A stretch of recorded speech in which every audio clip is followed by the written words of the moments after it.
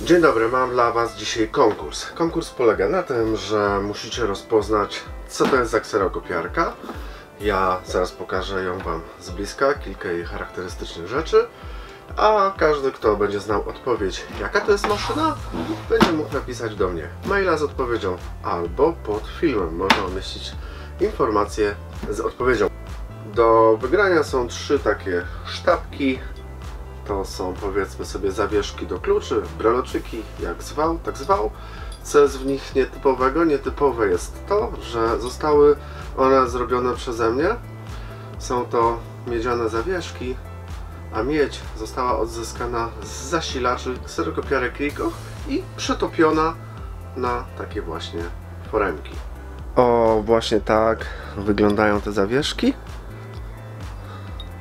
Jest A, B.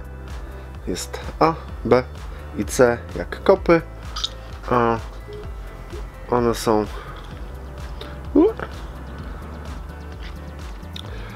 są bardzo ciężkie, ale są bardzo ładne tak naprawdę. Są dosyć grube.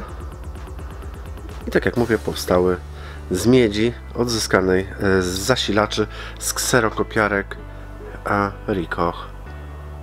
Każdy, kto zna odpowiedź na to pytanie, jaka to kserokopiarka, może wygrać właśnie to.